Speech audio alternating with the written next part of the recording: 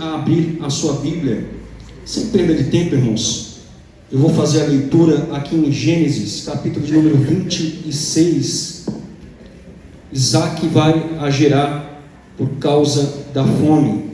Gênesis capítulo número 26, e diz assim a Bíblia: e havia fome na terra, além da primeira fome, que foi nos dias de Abraão.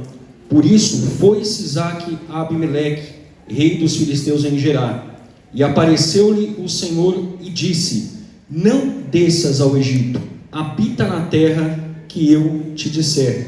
Peregrina nessa terra, e serei contigo, e te abençoarei, porque a ti e à tua semente darei todas as terras, e confirmarei o juramento que tenho jurado a Abraão, teu pai. Louvado seja o nome do Senhor Jesus. Essa passagem os irmãos conhecem bem.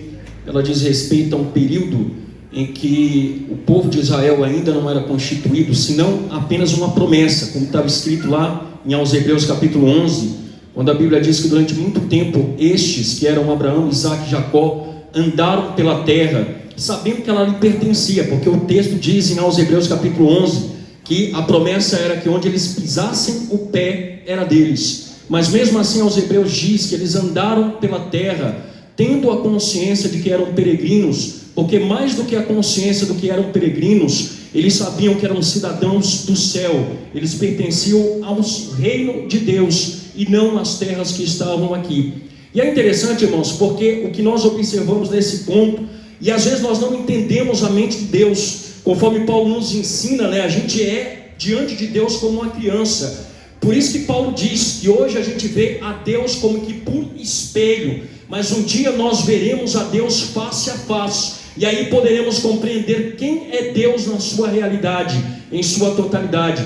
E é interessante, irmãos, porque quando nós estamos aflitos, passando por dificuldade, como o texto diz que Isaac passava por um período de fome, como também a terra, nós clamamos a Deus e pensamos indicar a Deus uma saída, que é a nossa saída para o problema. Olha, Deus, eu preciso que tu faça isso. Deus, eu preciso que tu haja dessa maneira. Mas nós não compreendemos que os planos de Deus para as nossas vidas são diferentes. O que Deus calcula tem efeito positivo ao final. O que nós pensamos e calculamos muitas vezes não exerce a sua plenitude ao fim. É um plano falho. E aí, irmãos, quem sabe a família de Isaac dizia assim: vamos descer para o Egito, porque lá tem alimento. Vamos descer para o Egito, porque lá tem fartura. E aí Deus chega para Isaac e fala assim: fica na terra onde eu tenho te mandado, não desça ao Egito, não saia de onde você está,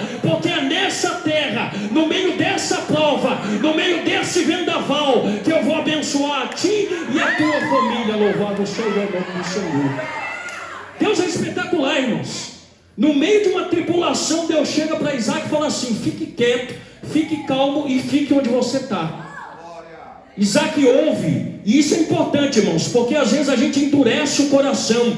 Mas lá em aos Hebreus capítulo número 4, a palavra do Senhor diz: se hoje ouvides a voz do Espírito Santo, não endureçais o vosso coração. Se Deus fala contigo na noite de hoje, deixe cair tudo que é aquela resistência que você traz consigo, e faça a vontade do Altíssimo, porque as bênçãos baterão na sua porta.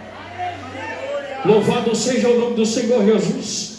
E para terminar, irmãos, o que mais me chama a atenção no texto é que Isaac fica, e ele passa a peregrinar pela terra. E é interessante porque o texto diz que havia fome além da primeira. Portanto, se havia fome nos dias de Abraão, essa fome não é finalizada, ela não se termina. Ela simplesmente vai se ampliando até um estado, irmãos, que é lamentável, de tal maneira, irmão, que quando você pensa nesses povos antigos, o efeito da fome é ocasionado pela falta de alimento, e a falta de alimento ela é gerada pela falta de água. Não tem como você plantar nada sem água. Então existe seca nesse local, existe a aparência da morte nesse local, e mesmo assim Deus ordena que ele fique num lugar onde só há morte. Aí, irmãos, quando nós olhamos para o Novo Testamento, nós enxergamos em João capítulo 4, que João, ele vai mencionar a respeito das práticas feitas por esse homem e depois dele por Jacó. E a Bíblia diz que esses homens eram cavadores de poços, e esse local fica próximo a um monte chamado Gerizim. Quando você pega um mapa para você estudar o que é o Monte de Gerizim, e aí para você entender, irmão, já estou entregando o microfone. Quando Deus pede para você fazer algo, faça aquilo que Deus manda. Não interessa, irmãos, o quão louco pareça. Pode parecer louco para você, mas para Deus faz sentido. Pode parecer sem sentido, sem lógica para você, mas aquilo que é impossível para você, Deus torna possível. Louvado seja o nome do Senhor. E aí, irmãos, eu fico imaginando a condição desse homem, Isaac, quando Deus fala assim para ele: vai lá e cava um poço. E aí você pega um livro de estudos, um livro de geografia, e vai estudar o que é o Monte Gerizim.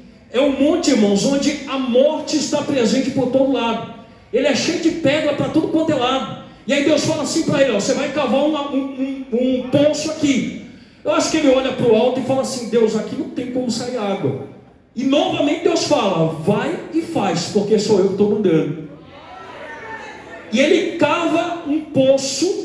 Você pode procurar, não estou inventando, irmãos, em um local que é um monte completamente rochoso, não há a menor condição de se extrair água. Ele cava, e imagina a dificuldade de você cavar o poço. E quando ele termina de cavar, a Bíblia diz que daquele poço saíram águas vivas. Daquele poço saíram águas vivas. Escute isso e entenda: não interessa qual é o tamanho da prova, não interessa qual é o tamanho do gigante, não interessa qual é o tamanho do mar, não interessa qual é o tamanho da dificuldade, o tamanho do vento, o tamanho da prensa, não interessa. Maior é Deus. Se Deus se ergueu, se Deus se levantou, tenha certeza que Deus vai te dar vitória.